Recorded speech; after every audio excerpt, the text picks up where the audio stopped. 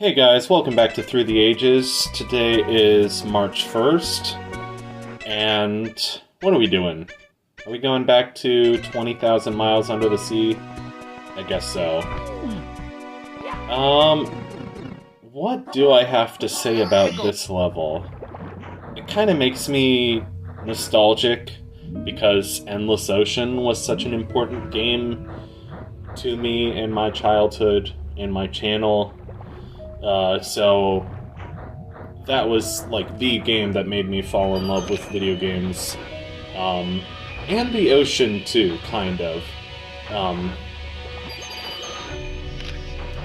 Apart from that, this level it feels kind of overwhelming. It's so big. Oh, I like this. You can go inside the ship.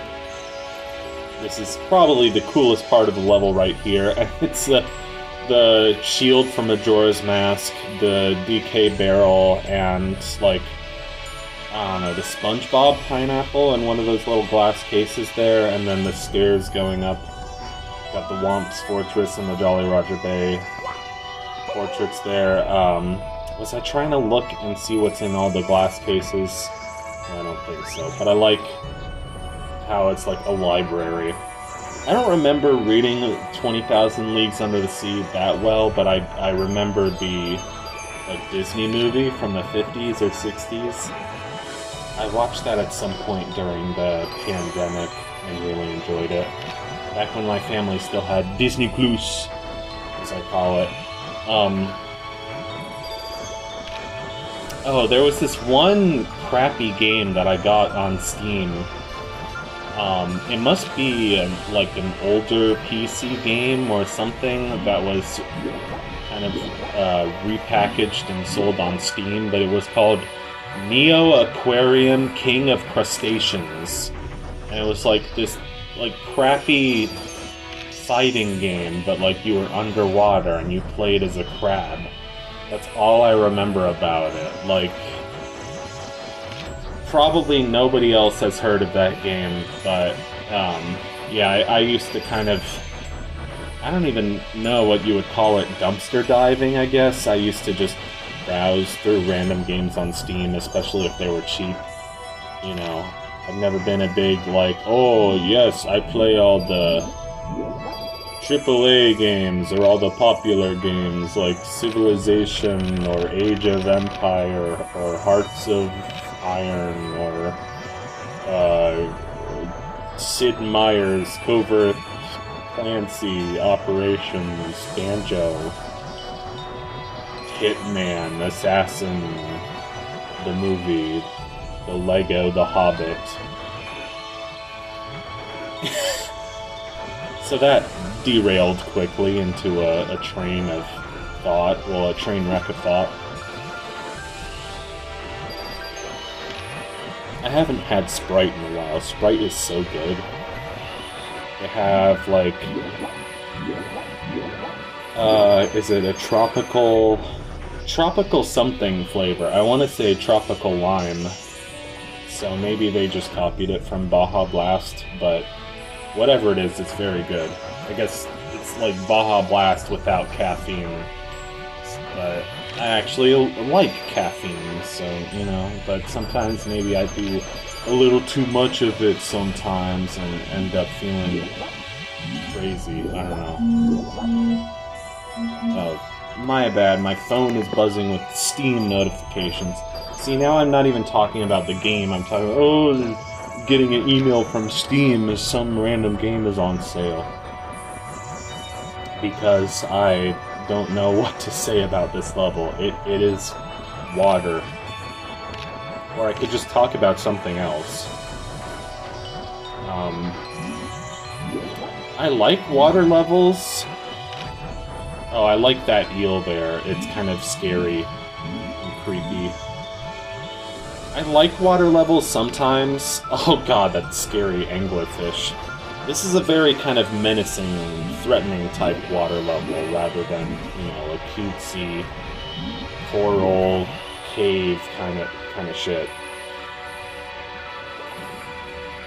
I think I like the idea of water levels, but I always then feel like frustrated that they're so like slow. They feel so slow paced compared to the rest of the game. This is actually relevant. I've been playing 40 Winks. I've been getting back into 40 Winks. It's a 3D platformer that was planned to be released for N64 and PS1. Only got released on PS1, but people basically like made the ROM of the unreleased N64 version available and playable a couple years ago, and that is a cool game. I have a lot of thoughts about that game, but I've been enjoying it. And I just recently beat the underwater level in that game. That game, it's interesting, and one of the reasons I think it's so interesting is that it's a 3D platformer that combines kind of like the two, I don't know, schools of thought, like whatever you would call it, the two styles of 3D platformer. There's linear and there's collectathon. And this is kind of in the middle. I haven't played any of the Gex games, but I would kind of call it a family-friendly Gex. The movement isn't super fluid. In fact, the movement is kind of slow. But what I like about it is that I like that blend of collectathon and linear. And just the environments are beautiful. Like, it has to be one of the most beautiful N64 games. It's like up there with Banjo-Kazooie. Yay, falling into the abyss. I don't know how to describe it, it just looks good. It feels like the first time playing Banjo-Kazooie and being like, oh, the N64 can do this?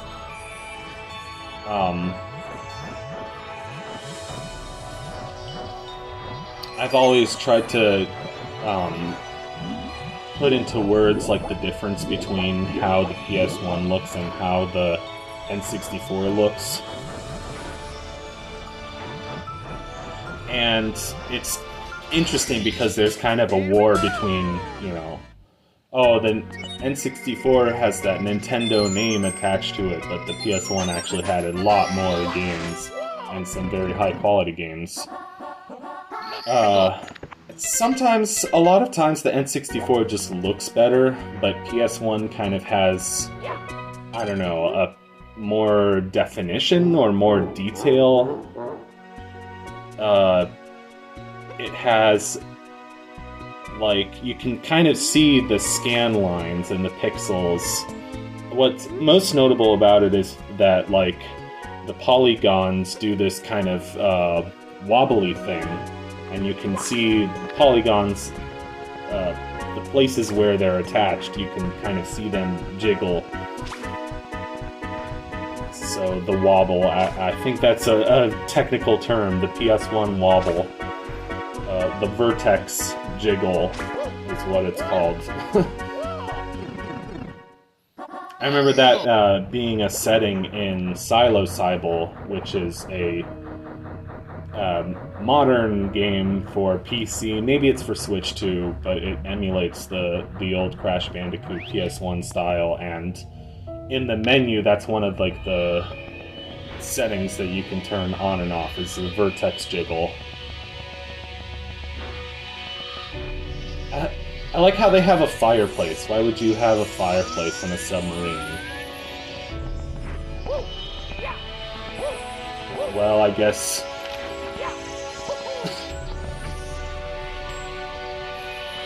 the whole thing couldn't go up in a fire. Part of it would go up in a fire, though, but not the whole thing. I don't know. You know what I'm trying to say.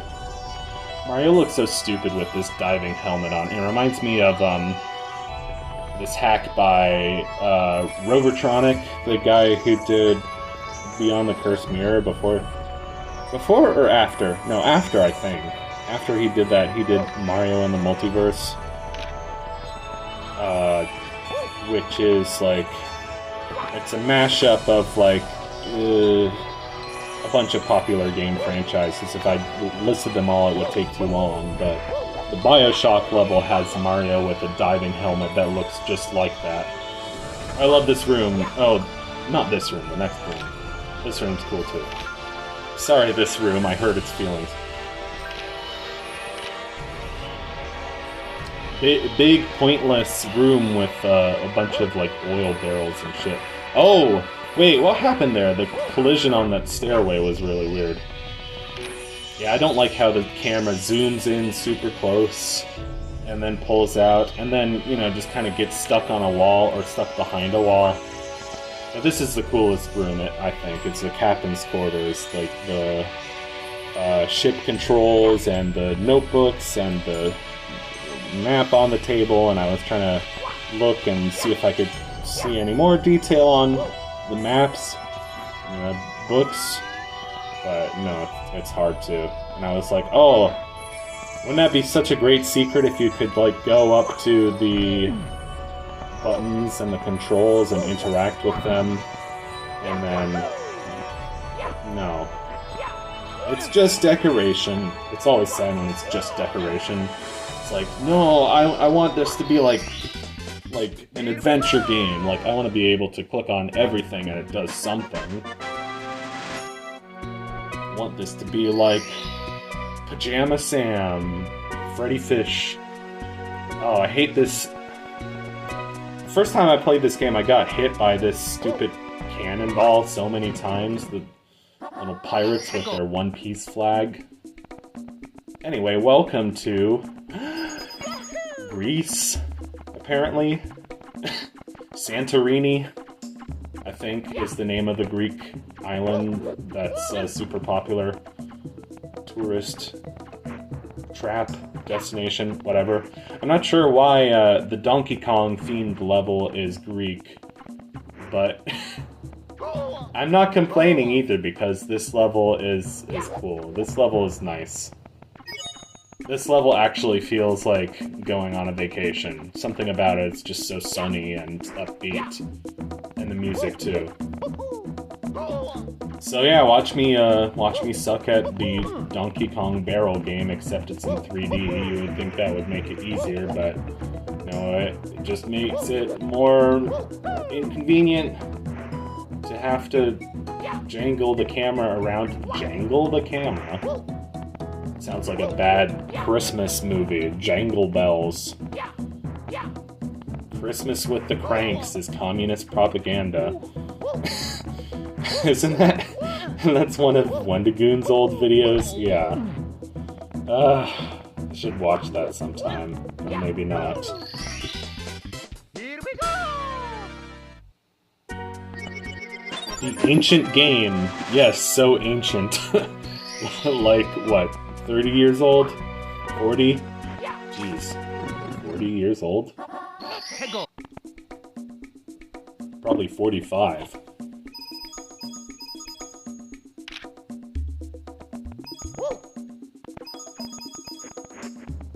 Yeah, see, it looks just like those Greek islands that you see in the postcards all the time. I like how white and blue it is. Never mind. I don't like how white and blue is. I changed my mind. Are we going for 100 coins? Yeah, I guess we are. At least it's not DK64 where you have to beat the arcade machine. Okay, I'm done. I don't have much to say about DK64 other than I haven't played it for about a year. I got pretty far, but didn't feel like beating it. Blah, blah, blah. And yeah, that's... Speaking of 40 Winks, that's kind of one of the reasons I like it. It's very clearly like a fun-to-explore game, just like with beautiful environments. But the difficulty level is... It feels like it's right in that Goldilocks zone, like it's just right. Sometimes it feels a little bit too easy, but it's good. Oh, those barrels are frozen. What happened there? It's good because it feels like a game that was designed with children in mind. Like, effectively. And that's why the linear design comes in handy so much. Because for most of the game, you're just kind of going straight forward. So, with a lot of Rare games, I feel like everything after Banjo-Kazooie, I feel like Rare games just have extra bloated difficulty levels. So I feel like a lot of the minigames and just challenges in general are harder than they need to be. So personally, I think that one of Banjo-Tooie's weaknesses, even sometimes Banjo-Kazooie, I'd say the minigames are a little bit unfair. And then just DK64 is kind of the peak of excess with, just minigames being a bit too brutal and a bit too unfair. And maybe it's not too brutal for some people, because I didn't, grow up in the 80s playing all those brutally hard arcade games and, a hardcore gaming experience. No, my parents were pretty anti-video game for most of my childhood. They wanted me to, I don't know, do things that were good for my health and get me outside, not sit in front of the computer playing video games, but that's what I ended up doing anyway. Sorry, Mom and Dad.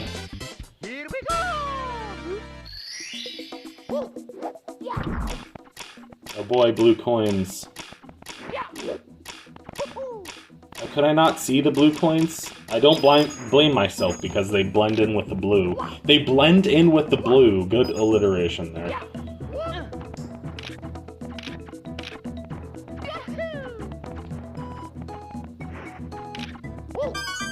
This song is goofy. It feels like something out of, like a Disney or like DreamWorks. DreamWorks. Why did I decide to say DreamWorks in an accent? I don't know. I felt like channeling my inner Varg Skeletor. I'm Hunter the Koopa. No. Could I really not find races are for rad people only? What about Nitro Rad? He's pretty rad. Yeah, I like how I just couldn't find the red coin star, and there it was. There it was in front of me. 8 red coins in the harbor. I feel bad for, when you're making these games, you have to give every star a name. And so, like, how many different ways can you say, oh, 8 red coins in the level, go find them. 8 reds, 8 red coins. Like, for the second level, it was called Crimson Coin Collection, and it's like, okay, you can only do that so many times before you just wear out the novelty of the word crimson. Especially, oh, I didn't know what I was doing there, yeah. I was like, oh, do you press A to accelerate or not? Because you never know. Sometimes you press Z to accelerate, or just sometimes you just press forward. I don't know, I'm not particularly good at racing games. And I've never really attempted to get better. No, that's not true. Yes, I have. I have a few racing games that I like. Hydro Thunder, Cruisin' USA. Well, actually, I kind of prefer Cruisin' World.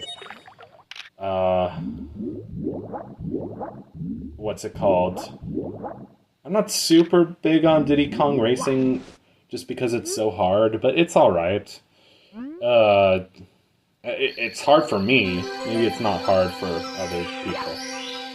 But yeah, I like Hydro Thunder, I like Mickey's Speedway. Yeah.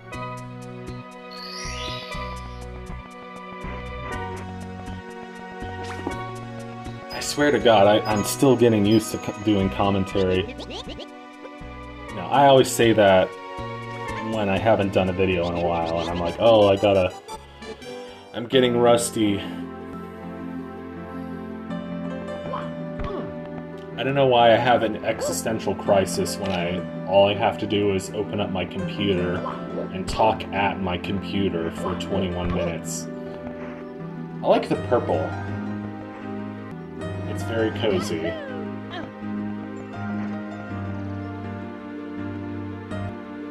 So's the music.